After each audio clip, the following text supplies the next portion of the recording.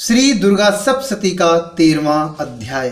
सुरथ और वैश्य को देवी का वरदान। ध्यान। जो उदय काल के सूर्य मंडल की सी कांति धारण करने वाली हैं, जिनके 4 भुजाएं और 3 नेत्र हैं, तथा जो अपने हाथों में पास, अंकुश, वर एवं अभय की मुद्रा धारण किए रहती हैं, उन शिवा देवी का मैं ध्यान करता हूँ। ऋषि कहते हैं, राजन, इस प्रकार मैंने तुमसे देवी के उत्तम महात्म का वर्णन किया। जो इस जगत को धारण करती हैं, उन देवी का ऐसा ही प्रभाव है। वे ही विद्या अर्थात ज्ञान उत्पन्न करती हैं। भगवान विष्णु की माया स्वरूपा उन भगवती के द्वारा ही तुम ये वैश्य तथा अन्यान्य विवेके जन मोहित होते हैं, मोहित हुए हैं तथा आगे भी मोहित होंगे। महाराज, तुम उन्हीं परमेश्वरी की शरण में जाओ। आराधना करने पर वे ही मनुष्यों को भोग, स्वर्ग तथा मोक्ष प्रदान करती हैं। मार्कंडी जी कहते हैं,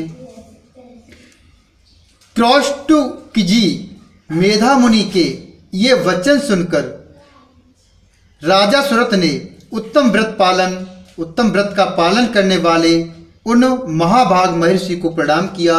वे अत्यंत ममता और राज्यापहरण से बहुत खिन्न हो चुके थे। महामुनि इसलिए विरक्त होकर वे राजा तथा वैश्य तत्काल तपस्या को चले गए और वे जगदम्बा के दर्शन के लिए नदी के तट पर रहकर तपस्या करने लगे। वे वैश्य उत्तम देवी सूक्त का जप करते हुए तपस्या में प्रवृत्त हुए। वे दोनों नदी के तट पर देवी की मिट्टी की मूर्ति बनाकर पुष्प, धूप और हवन आदि के द्वारा उनकी आराधना करने लगे। उन्होंने पहले तो आहार को धीरे धीरे कम किया, फिर बिल्कुल निराहार रहकर देवी में ही मन लगाए एकाग्रता पूर्वक उनका चिंतन आरंभ किया। वे दोनों अपने शरीर के रक्त से प्रोक्षित बलि देते हुए लगातार 3 वर्ष तक संयम पूर्वक आराधना करते रहे। इस पर प्रसन्न होकर जगत को धारण करने वाली चंडिका का देवी ने प्रत्यक्ष दर्शन देकर कहा।